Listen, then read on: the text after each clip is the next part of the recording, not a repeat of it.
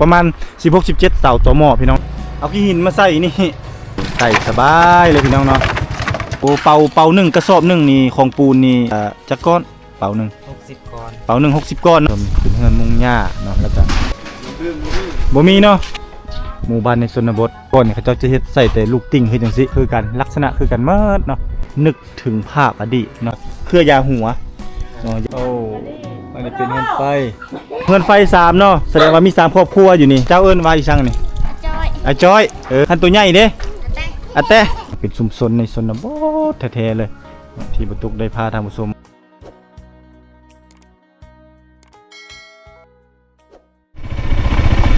นี่คือเส้นทางที่จะข้ามไปบ้านอาจึงใหญ่พี่น้องต้องเดินทางข้ามแม่น้ำเซปูนเป็นแม่น้ำสายหลักในการเดินทางข้ามไปข้ามมา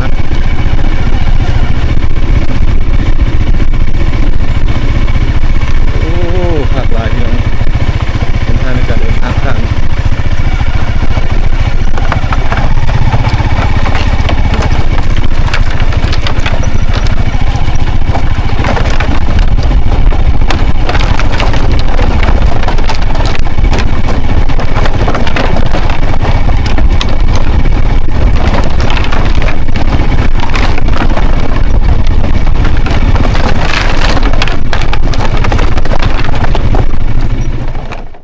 ทักทายสบายดีท่านผู้ชม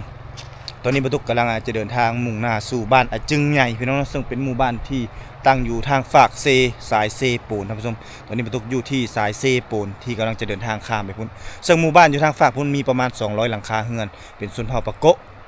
ซึ่งบ้านน้อยที่ในคลิปวิดีโอก่อนนั่นก็คือจะย้ายออกมาจากบ้านที่ว่าใหญ่ที่สุดนั้นออกมาแล้วก็มาตั้งหลักปักฐานโดยที่ว่าการมาถางป่าเฮ็ดให้ก่อนหลังจากนั้นก็มาปลูกเป็นเฮือนเป็นซ่านแล้วก็แบ่งออกเป็นบ้านนึงอีกต่างหากเนาะแต่ว่ารวมเข้ากันเป็นบ้านใหญ่นั่นแหละมีประมาณ13กว่าหลังคาเรือนแต่ฝั่งนี้เส้นทางการเดินทางเพื่อจะเดินทางเข้าไปหาหมู่บ้านเนาะในการสัญจรไปมาค้าขายเนาะไปหาหมกหาหมอไปโรงเรียนอย่างต่างๆนี่จะผ่านเส้นทางสายเซปูนตัวนี้ลงมาหาน้ำทรายเซปูนเนาะลงมาเขาก็จะพบกับ ขัวพี่น้องซึ่งเป็นครัวไม้ไผ่ซึ่งเป็นการร่วมแห้งร่วมใจของชาวบ้านน่าจะเป็นบ้านอาจึงใหญ่ทางฝากซีฝากนั้นเนาะพากันมาเฮ็ดมาสร้างสะพานไม้ไผ่เนาะแล้วก็วิศวกรก่อสร้างออกแบบเสาตอหม้อเองโดยที่ว่าใช้วัตถุดิบที่หาจากธรรมชาตินั่นก็คือเอาไม้พุงไม้พางเนาะไม้ไผ่มีต่างๆมาผ่าแล้วก็จักสารแล้วก็ไม้กลุ่มนี้เนาะเฮ็ดมาลักษณะสารคือหัวที่เขาปลูกต้นไม้หลังจากนั้นก็จะเอาขี้หินเนาะขี้หินก้อนขี้หินใหญ่ๆจากแหล่งน้ำธรรมชาตินี่เนาะเอามาโยนใส่เนาะเพื่อให้มันเต็มเนาะและให้มันนักกลายเป็นเสาตอหม้อที่ว่าเฮาบ่ต้องฝังดินบ่ได้ลงเข็มลงอย่างต่างๆเนาะแล้วก็เฮ็ดแต่ละเสาทั้งหมดนี้มีอยู่หลายเสาเติบ1 2 3 4 5 6 7 8 9 10 11 12 13 14 15 16ประมาณ16-17เสาต่อหม้อพี่น้องเนาะที่ถ้าเราเห็นนำกันที่จะข้ามน้ำเซนี่แต่สำหรับประชาชนที่ว่าสร้างขัวให้นี้ขึ้นมานี่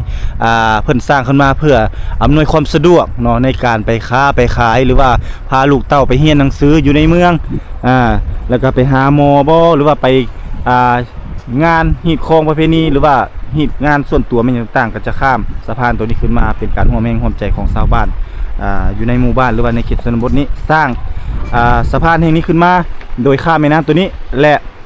ในนี้เนาะคนเฮาสามารถไต่ไปได้และสามารถขี่รถจักรข้ามไปข้ามมาได้เนาะแต่ว่ารถใหญ่ต้องได้ข้ามพี่น้องเนาะต้องได้ข้ามทางด้านลุ่มนี่ข้ามลุ่มพี่ได้เนาะรถจักรรถบรรทุกมันอย่างต่างๆลงข้ามน้ำซีเพราะว่าน้ำนี่ก็ตื้นแล้วเหือดแห้งหลายเติบเนาะนี่หรือว่าแค่คนทางละทางการจะเข้าไปเฮ็ดเวียกเฮ็ดงานมันอย่างต่างๆกันนี่แหละขี่รถข้ามสะพานแห่งนี้เข้าไปได้เนาะอันนี้คือภูมิปัญญาของชาวบ้านเพิ่นนี่ ใส่สบายเลยพี่น้องเนาะผู้สาวกำลังเดินทางเข้าไปในเมืองเนาะชาวบ้านประชาชนกำลังพากันเดินทางนี่ก็ต้องได้รีบกันนะพี่น้องเพราะว่ามันเป็นขวดน้อยบางคนไต่ไปไต่มาเนาะต้องรีบค่อยแล้วรถจักร ก็2คันก็สามารถแซงหรือว่าลีกกันได้นี่ภูมิปัญญาของเพิ่นนี่เอาขี้หินมาใส่นี่เอาขี้หินก้อนน้อยก้อนใหญ่มันก็ถือว่าทนทานเนาะคันสิไปก่อนก็นี่แหละตัวนี้แหละสิไปก่อนพี่น้องนี่ตัวนี้แหละแต่มันก็สิน่าจะทนอยู่หลายฟ้าหลายปีอยู่เนาะแต่อุปกรณ์ในการเฮ็ดนี่ก็มีแต่ไม้เนาะตัดเอาไม้ตามป่าตามดงและสิ่งที่ซื้อก็คือจะเป็นเหล็กตะปูพี่น้องเนาะนี่เหล็กตะปูนี่เขาจะโตกเนาะเอาซื้อเอามาเนาะอยู่นี่ก็หมดประมาณแก๊ส2แก๊สประมาณนี้แหละพี่น้องเหล็กตะปูนี่เนาะแล้วก็เอามาตอกนี่เนาะร่วมแรงร่วมใจกันเฮ็ดแล้วก็แล้วก็ประชาชนบอกว่าแขกทางไกลไทยทางอื่นก็สามารถเดินทางมาเที่ยวมาชมบรรยากาศขึ้นจังซี่ได้อันนี้คือเส้นทางเข้าไปบ้านอาจึงเดี๋ยวบรรทุกจะพาท่านผู้ชมเข้าไปบ้านอาจึงแล้วแบบนี้นะเพื่อจะไปถ่ายทอดวิถีชีวิตการดำรงชีวิตของเขาเจ้าอยู่ในหมู่บ้านว่า200ครอบครัวเขาเจ้าอยู่พุ่นเขาเจ้าทำมาค้าขายหรือว่าใช้ชีวิตกันแบบใดเพื่อการเอาตัวรอดแล้วก็ให้มีอยู่มีกินในแต่ละมื้อแต่ละวันหรือว่าแต่ละปีเอามานี่จะพบกับโรงเรียนนี่เป็นโรงเรียนบ้านอาจึงใหญ่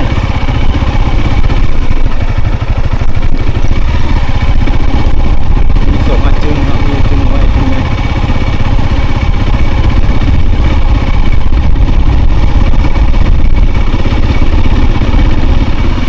ทั้งสองปากทางนี่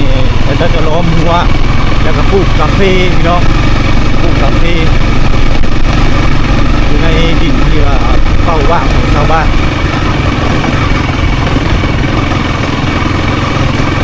ดูเส้นทาง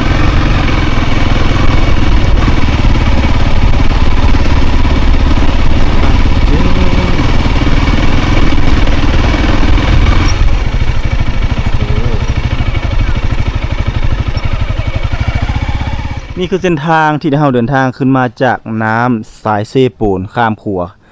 นั้นมาเราก็จะพบกับบ้านอาจึงใหญ่เส้นทางเรามาเราก็จะพบกับโรงเรียนแต่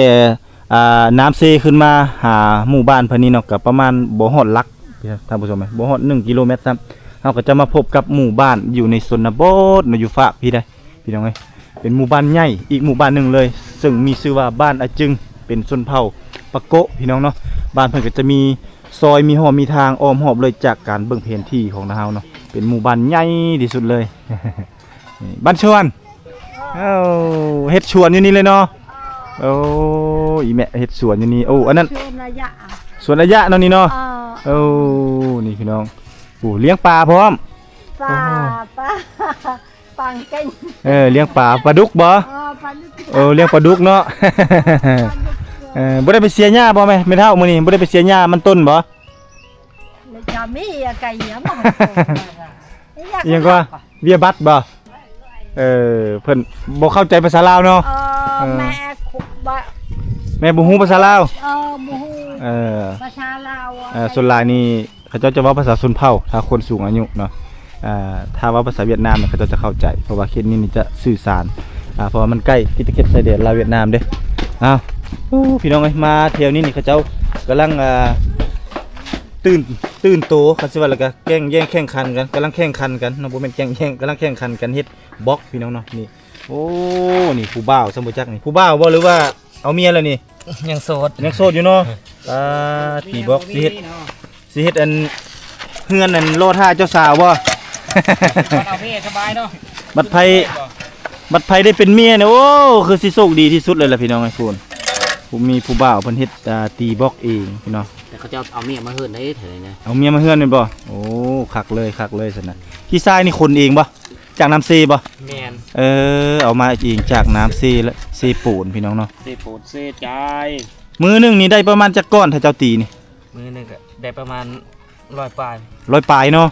โอ้เป่า1กระสอบนึงนี่ของปูนนี่ผสมเฮ็ดกับอันนี้ได้ประมาณจักก้อนเป่านึง60ก้อนเป่านึง60ก้อนเนาะตัวนี้เฮ็ดเองบ่ห้องตัวนั้นหาได้โอ้คักหลายพี่น้องตัวนี้เป็นห้องตันตัวนี้เป็นห้องป้องเนาะนี่พี่น้องเบิ่งห้องป้องเพิ่นเฮ็ดนี่ละเอียดละโอสำเร็จรูปจบจากโรงงานเลยเนาะบางทีโรงงานนี่ยังบ่ซ้ำนี่ซ้ำบ่จักพี่น้องเนาะเพิ่นเฮ็ดละเอียดแฮงนี่เนาะนี่3ทรายคือซีเมนต์3ไอ้น้องมื้อนี่ป้าต้องปิดตะเพลงแท้มานี่เนาะถูกป้าถูก นอนเป็นตะเพงป้าโตขัดอันนี้พี่น้อง แม่มันจะไปใส่เนาะบ่เห็นคันแม่มันอยู่นี่มันเห่าได้นี่ไดโอ้เฮ็ดมาจากมื้อแล้วนี่เฮ็ดบล็อกนี่ดนแล้วบ่ ประมาณที่นึงแหละ โอ้อาทิตย์หนึงมื้อหนึงได้100ปลายก้อนเนาะโอ้2คนบ่เฮ็ดนี่ช่วยกันเนาะนี่พี่น้องเวลาว่างๆของสาวหนุ่มวัยหนุ่มอยู่ในเขตชนบทก็คือทางบ้านอาจึงใหญ่เมืองสมุยแขวงสารวัตร เฮ็ดคนเดียวสบาย2คนในซอย โอ้หมู่บ่ แม่ โอ้เป็นหมู่กันเนาะมื้อนี้เขามาช่วยเจ้ามื้อหน้าแล้วเขาเจ้าไปช่วยเขา แม่ ความหมายคือเอาแห้งกันเนาะประมาณนี้พี่น้องบ้านใหญ่เนาะบ้านเจ้าเนาะกว้างบ่ กว้าง โอ้ตัวนี้เป็นจุดใจกลางของบ้านแม่นบ่ตัวนี้ แม่ โอ้แสดงว่าเขาเจ้าหากเฮ็ดฮีดเฮ็ดคลองแล้วได้น่ะเนาะเห็นบ่น่ะมีทุ่งน่ะเนาะโอ้นี่พี่น้องอันนี้เป็นจุดใจกลางใหญ่เลยบ้านนี้เลาะไปทางนี้ได้บ่เลาะทางนี้ก็ได้เนาะ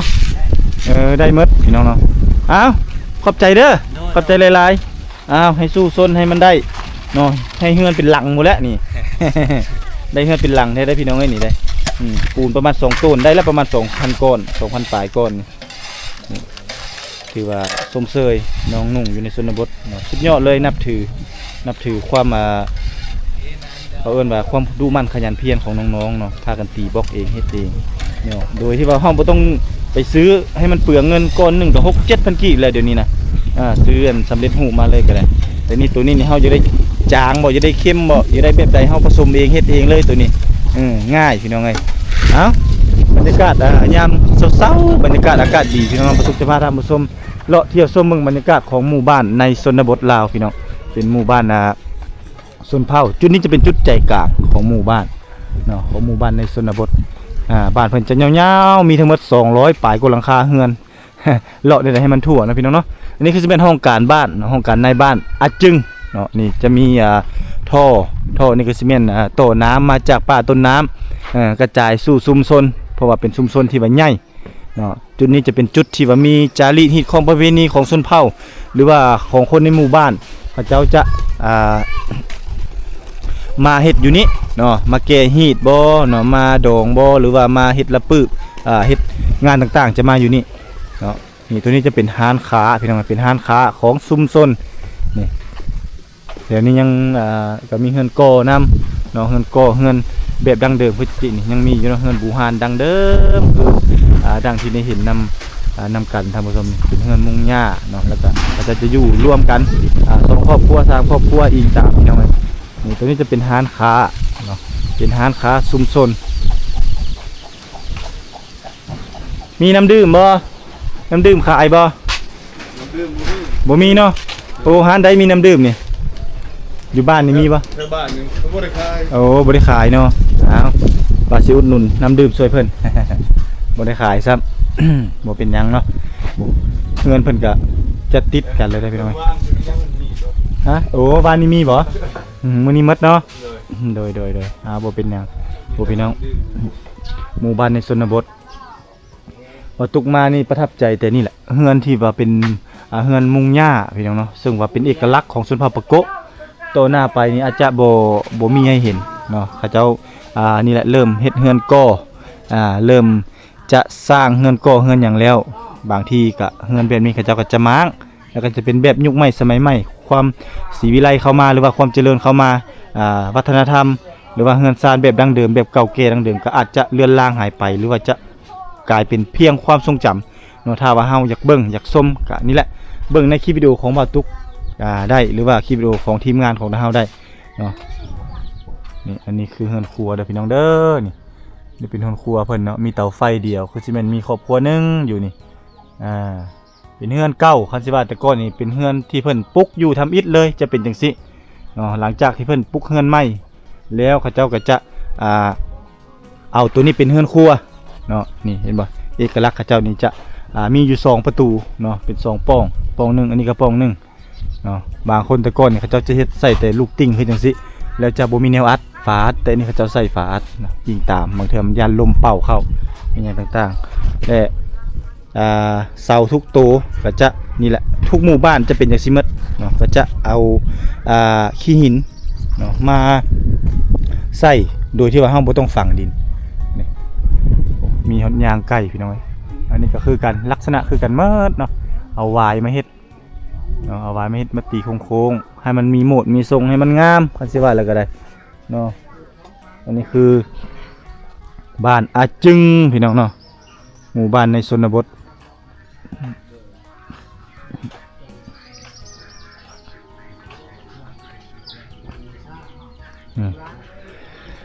เงินเพิ่นเนาะจะผู้เป็นซอกเป็นซอยพี่น้องเป็นซอกเป็นซอยจัดระบบระเบียบคันสิว่าแล้วก็คือนึกถึงภาพอดีตเนาะไผที่เคยอยู่บ้านใหญ่ๆหรือว่าบ้านของพ่อของแม่ของปู่ของย่าคือจังซี่นี่เฮาจะนึกถึงบ่อนฟังไสบือบ่อนพือไสแห่หรือว่าบ้านเกิดของตัวเองเนาะบางคนก็จากบ้านไปทำงานเพื่อหาเงินสู่แฮงบางคนก็ไปสร้างครอบครัวอยู่บ่อนอื่นเนาะโดนๆเทื่อจะเดินทางกลับมายามบ้านก็คิดฮอดเฮือนซานบ่อนฟังไสบือบ่อนพือไสแห่รวมถึงคิดฮอดพ่อคิดฮอดแม่คิดฮอดปู่ย่าตายายที่เขาเจ้าอยู่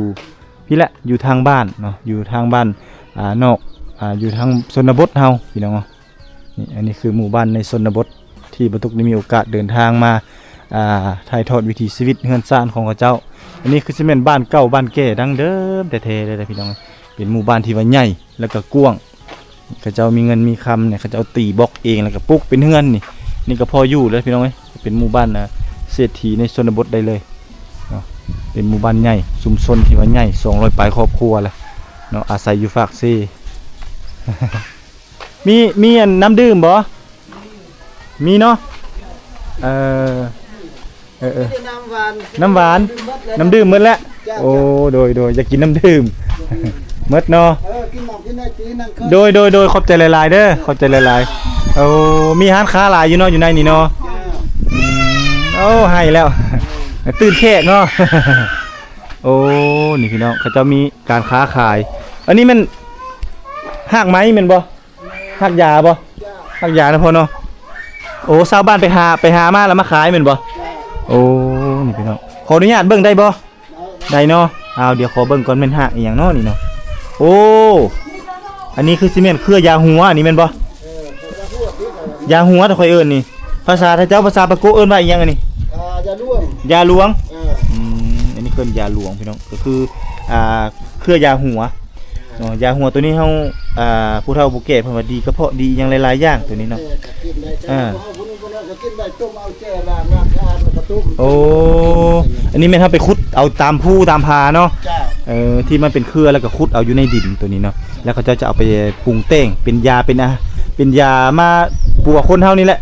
คันสิว่าแล้วก็มารักษามนุษย์เฮาคือเก่าแต่ว่าส่วนหลายนี่จะเอาไปจากลาวพี่น้องเนาะลาวเฮานี่มีหลายประเภทสมุนไพรคันสิว่าแล้วก็สมุนไพรที่มันเกิดตามธรรมชาติโดยเฉพาะยาหัวแล้วก็จะมีอีกอันนึงเขาเอิ้นว่าเครือหยังว่าเครือแห้มที่มันเนื้อมันเป็นเหลืองๆแล้วเนาะอันนี้เขาจะซื้อกิโลกรัมนึงนี่แพงบ่พอ13,000 กีบซื้อดิบคือจังซี่เลยเนาะซื้อดิบโอ้ซื้อมาแล้วก็เอามาขายเลยโลนึง13,000 กีบนี่พี่น้องมีสิ่งเรียบร้อยได้นี่เนาะแล้วพ่อจะเป็นคนเอาไปขายต่อบ่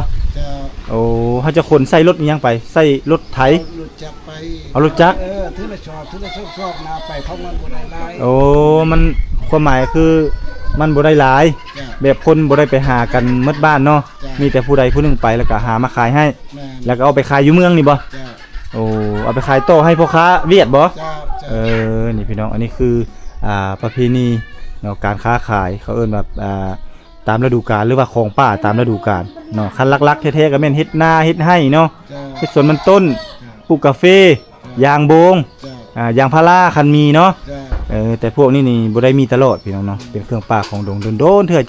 จะมีพ่อค้าสั่งซื้อแล้วเฮาจึงได้ไปขุดมาขายถ้าบ่มีพ่อค้าสั่งซื้อก็ไปบ่ได้เนาะบ้านนี้ใหญ่นะพ่อเนาะใหญ่100 ปลายครอบครัว100 ปลายบ่โอ้มี100 ปลายกว่าหลังคาเฮือนหมู่บ้านนี่เป็นบ้านใหญ่เลยโอ้ถือว่าในบ้านนี้มีคนเดียวบ่ในบ้านนี้ในบ้านวะบ้านใหญ่เลยนี่มี3ที่ในบ้านโอ้มี3-4ในบ้านก็คือผู้ทำอิฐผู้ห้องผู้ที่1ห้องผู้ที่2ผู้ที่3นี่เนาะเฮ็ดเวียกร่วมกันโอ้ถือว่าเก่งได้จัดสรรระบบบ้านได้คนหลายๆจังซี่เตาโฮมความสามัคคีได้ถือว่าสุดยอดเลย แต่ละหลังคาเฮือนนี่ก็ถือว่าแข่งแย่งแข่งขันกันเนาะดุมันขยันเพียรคนแห่คนทรายจากธรรมชาติแล้วขึ้นมาตีบล็อกเอง เจ้า ค่อยสังเกตเห็นนะเนาะ แม่น โดยที่ว่าเฮาบ่ต้องไปซื้ออีก บ่ คันเฮาไปซื้อเนี่ยก้อนหนึง 6,000 7,000 กีบ แม่น เนี่ยจักสิเอาเงินอยู่ไสเนาะ เจ้า ลำพังว่าเอาเงินนี่ไปซื้อปูนดีกว่า แม่น มาแล้วก็มาตีเองในเวลาว่างๆเนาะ เจ้า เออ ทำเวียดแต่แนวนี้ก็จะได้เงินแม่นทำเวียดแต่แม่นออกจากบ้านไปหาทำงานไปหาก็แล้วงอกแล้วเงาพุ่นแล้วไปเป็นเดือน2เดือนก็มาแต่หันได้เงินแล้วก็ไปชื่อปูนชื่อเล็กเพราะว่าปูนหรือว่าดินบ่ไปตีเองเข้ามา โดย ดินทรายดินแห้งก็มีเป็นเจ๊ เอาหาเองเนาะ เจ้า เพราะว่าเฮาก็มีน้ำซีแล้ว แม่ มีแห่มีทราย เจ้า ครบอยู่ในนั้นแล้ว มีแต่เฮาเอารถไถเอารถจักรนี่ลงเวลาลงไปอาบน้ำไปซักเครื่องหรือว่าเวลาว่างๆลงไปคนแล้วก็แก้ขึ้นมา เจ้า มือละเล็กมือละน้อยมือละกระสอบ2กระสอบ เจ้า หลังจากนั้นหลักไปหาเงินอยู่ในเมือง แม่น ได้เงินมาได้เงินเดือนมาแล้วก็มาซื้อปูน แม่น แล้วก็มาตีเอง เจ้า นี่พี่น้องอันนี้คือภูมิปัญญาความอยากได้แท้ๆเลยนี่เนาะ แม่น นี่ส่วนหลายนี่เงินแบบนี้นี่ก็เริ่มจะบ่มีให้เห็นแล้วเนาะนี่เนาะ เพราะว่าอันนี้เป็นเฮือนดั้งเดิมแท้ๆแต่ถ้าดั้งเดิมแท้นี่ต้องมุงใบหญ้าอีกเนาะ แม่น มุงหญ้าจะเป็นเฮือนแท้เลย แต่ก่อนนี่ก็ลายจังซี่เลยบ่เฮือนนี่หรือว่าเริ่มเริ่มขยายนี่ เริ่มขยายเริ่มแต่ปี2010ว่าเริ่มขยายตะกี้นั่นไปเป็น12ครอบครัวหลังหนึงตั้งแบบว่าเฮือนหลังใหญ่ โอ้แต่ก่อนเลยแม่นว่า แต่ก่อน 12ครอบครัวต่อหลังหนึง แม่น เฮือนหลังหนึงนี่มี12ครอบครัว แม่น อยู่เฮือนหลังเดียวยาวๆแม่นบ่ แม่นเฮือนหลังใหญ่ยาวๆนั่นแหละ นี่ บาทฮอดปีเริ่มแต่ปี2016ขอปัจจุบันนี่แม่นว่าครอบครัวหนึงแม่นช่องหลังอีกอันหนึงเฮือนครัวแต่งกินช่องมาเฮือนอยู่บ่อนพักอาศัยเฮือนนอน โดย นะครับก็ง่ายกับเพิ่นบ้านมากเราปักแล้วกันทั้งตัวบางออกกันนะอันนี้ก็เพิ่นพาเจนนะค อื รับนั่น ม เป็น ก็เลยว่าได้ขยายออกเนาะ เจ้า จากเตาไฟหลายๆเตานี่ก็สมมุติว่า12ครอบครัวกับ12เตาไฟก็ปรับเปลี่ยนอีกเนาะ เจ้าก ลายเป็น6เอาซะจังซี่เนาะ เจ้า จาก6ก็เหลือแต่2บัดนี้เนาะ แม่น เริ่มพันขยายออกก็เลยกลายเป็นบ้านใหญ่ชุมชนใหญ่ แม่น ในชนบทบัดนี้เนาะ อืม พากันเฮ็ดครอบไผครัวมันบัดนี้พากันเฮ็ดพากันหาเนาะบัดนี้เนาะก็เลยกลายเป็นชุมชนใหญ่และประเพณีดั้งเดิมแบบปลูกเฮือนหลังยาวๆอยู่นํกันหลายๆครอบครัวคือจังซั่นก็เริ่มจะหมดไป เพราะว่าความนี้แหละเขาสิว่าความศรีวิไลเริ่มเข้ามาเนาะมันก็เลยเปิดกว้างเนาะอันนี้ก็เป็นการดีเนาะต้องขอบใจพ่อหลายๆเด้อที่ให้ความรู้ลูกหลานโดยมื้อหน้าสิมายามมาอีก เจ้า มื้อหน้าสิมาเลาะมาอีกเด้อ เจ้า เดี๋ยวหาโอกาสเลาะเที่ยวชมบรรยากาศหมู่บ้านพ่อก่อนเพราะว่าบ้านเพิ่นนี่โอ้คักอลีพี่น้องเนาะนี่เฮือนที่พ่อเพิ่นเว้า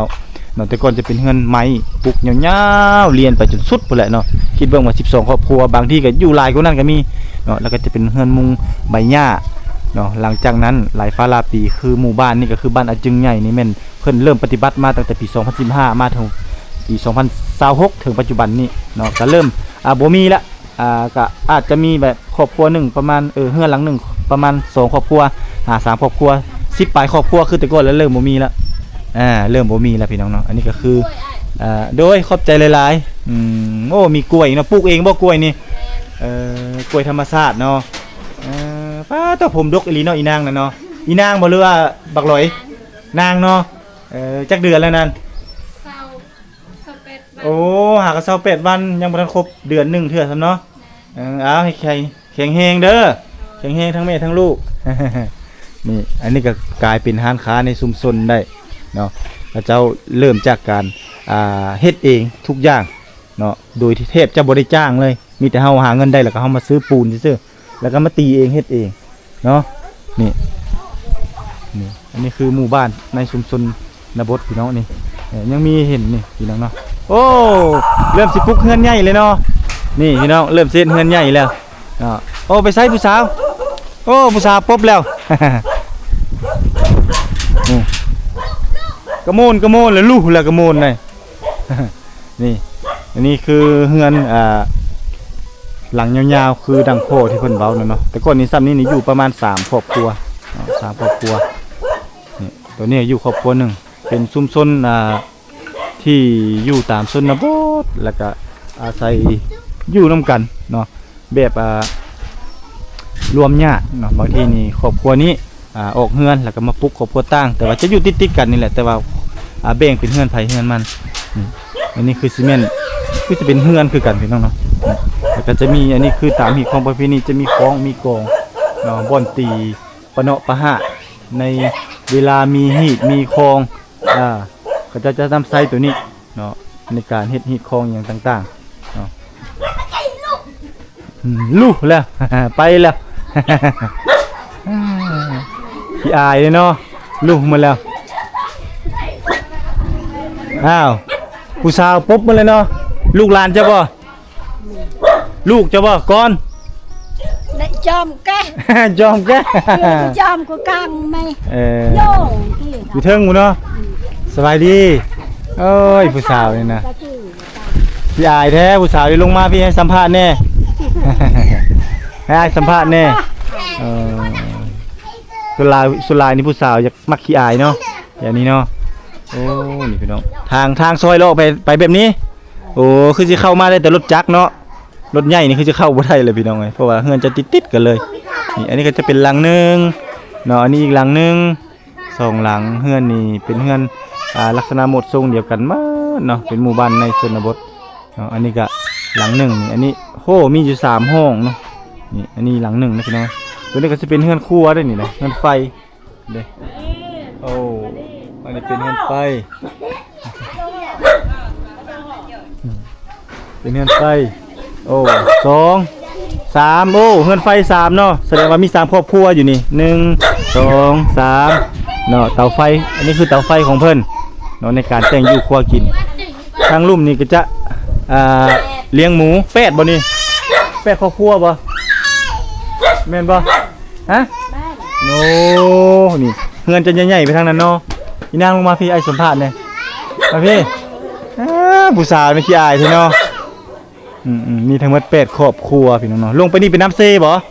โอ้แสดงว่าเซ่นี่อ้อมบ้านให้เจ้าเลยคักเนาะนี่พี่น้องอันนี้คือเฮือนในชนบทผู้มีแต่ทหารหมดพี่น้องทหารเพิ่นหลายได้ยามอยู่นะลูกสาวหลานสาวเพิ่นบ่ลงมาท่านผู้ชมเนาะเฮาก็พาเลาะบรรยากาศ หมู่บ้านเพิ่นโอ้มีทั้งหมดนี่5ครอบครัวเพิ่นว่าเฮือนหลังนี้เนาะ5-6ครอบครัวได้เพราะว่าฝั่งนี้จะเป็นอีก3ครัวเฮือนเนาะก็คือจะมีอยู่3เตาไฟอยู่เฮือนหลังเดียวนี่เนาะตัวนี้จะเป็นเฮือนนอนเป็นเฮือนใหญ่นี่โอ้มีเสื้ออีกโอ้เป็นเฮือนผู้สาวได้นี่ได้เอาแล้วส่งผู้สาวตกเลยนี่ปิวว่องเลยนี่ฝั่งนี้ก็จะเป็นเฮือนไฟอีกนี่เป็นเฮือนไฟเฮือนครัวอีกโอ้เขาจะอยู่จังซี่พี่น้องเนาะนี่จะอยู่เลี่ยนๆกันจังซี่มีน้ำระบบน้ำโตหอนเฮือนเลยนี่อันนี้ก็เป็นอีกเตาไฟนึงเนาะคักเนาะเงินเพิ่นนี่ในชนบทแท้ๆเลยพี่น้องเป็นชุมชนในชนบทแท้ๆเลยที่บรรทุกได้พาท่านผู้ชมมาเก็บเอารูปภาพบรรยากาศเนาะหมู่บ้านในชนบทมาฝากมาต้อนพวกโอ้นี่บนตักน้ำเนาะบนตักน้ำอันนี้ยึดเดอะโฮมเดอะอันนี้เนาะ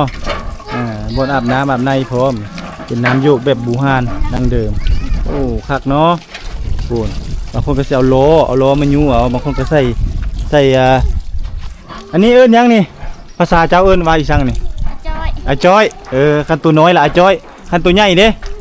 อาเต้โอ้อาจ้อยอาเต้นี่พี่น้องกระยังตัวน้อยนี่เนาะกระสงคนน้อยเอิ้นว่าอาจ้อยตัวใหญ่ละอาเต้ของไผ่นี่ตัวนี้ของไผ่ของพูนน้อยนี่บ่เอ้าปันได้สิเบกนี่ไปไอซิเมื่อนำ ไอซิไปนำบ้านเจ้ายาวๆไปนี่บ่ลงไปพุ่นกระเม็นบ้านบ่โอ้ไปอยู่ลุ่มพุ่นแห่งใหญ่บ่ตาเด้อเจ้านะเด้อ นี่พี่น้องพระเจ้ายังกินน้ำจากบ่อใต้ดินคือจังซี่อยู่วิถีชีวิตยังแบบเรียบง่ายเก่าแก่ดั้งเดิมได้มาแล้วก็จะสะองใส่กระพานี่โอ้องใส่อาเต้นี่เนาะใส่อาเต้นี่เลยองสีนี้เก็บแล้วบัดนี้เนาะนี่คุณโอ้นี่น้อยนี่เฮ็ดเวียกช่วยครอบครัวเป็นหมดแหละพี่น้องพากันมาตักน้ำ พื่อจะเอาไว้เมื่อกินถ้ามันหมดแล้วก็จะเริ่มมาตักแต่ก่อนนี่ก็เขาเจ้าน่าจะใช้มากน้ำเต้าแต่มาถึงปัจจุบันนี้แม่นเพิ่นเริ่มใช้กระตุกเนาะเพราะว่ากระตุกเริ่มหลายแล้วบ่มีน้ำเต้าแล้วเดี๋ยวนี้หมดละ บ่ได้ใช้แล้วลุยเนาะบ่ได้ใช้ลุยบ่เถิดน้ำเต้าบ่ได้ใช้เนาะ หมดแล้วเนาะแล้วเนาะคันบ่มีแล้วบ่ได้เท่านั้นแหละ อ๋อ ท่านภาษาเฮานี่เจ็บเด้อเฮาได้ ภาษาเฮาหันแต่ว่าบ่มี บ่มีเนาะภาษาจูอ้ายแล้วโยคันนี่โยมีแนวเจ็บแล้วน้ำปักแล้วโลด ทางนี้แล้วมันแล้วมันบ่มีพี่น้องเนาะ โมเมนต์40โลผมว่านี่ โอ้ถือว่านักเติบได้ในพระสิโองได้ซั่นเนาะเอาเมื่อเทื่อนึงนี่กุ้มดนบ่กินกุ้มดนบ่จักมื้อนี่ได้จักมื้อ ได้ประมาณ2 มื้อเนาะโอ้เอาเมื่อแล้วต้มกินบ่หรือว่าบ่ได้ต้มเลย 2บ่ได้ต้ม โอ้กินแบบนี้เลย โตบ่มีอีหยังอันนี้เอาสิ ไปล้าง มาได้ล้างถ้วย เอามาล้างถ้วยล้างหม้อ บ่ได้กิน บ่ได้ลงเซแล้วบ่ซะบ่ได้เอาลงล้างอยู่เซนั่นนี่บ่ถ้วยบ่วง ล้างอยู่เฮือน มีเวลาเฮาก็ได้ล้างอยู่ใส่ โอ้ทุกมื้อนี่ มาล้างอยู่เฮือน ทุกมื้อนี่ยังอาบน้ำอยู่นี่บ่ยังอาบน้ำอีกยัง เซ่ โอ้ลงเซเนาะ สภาพนี้เป็นไปบ่ได้เนาะบ่ได้ตะตักเนาะบ่บ้านบ่เดียว นี่บ่อเดียวนี่บ่ 200ราคาเฮือนบ่ ว้าว ย่า มีทั้งหมดนี่บ่อเดียวนี่อ๋อตัวพี่น้องเพื่อเสียน ฉะนั้นชาวบ้าน อันนั้นนี่ก็ธรรมดาเอ้า เนาะกูโตกูโต มาพี่ ไอ้ โตโต คนไหนอีกกุ้ยไว้ อ้าวเฮ็ด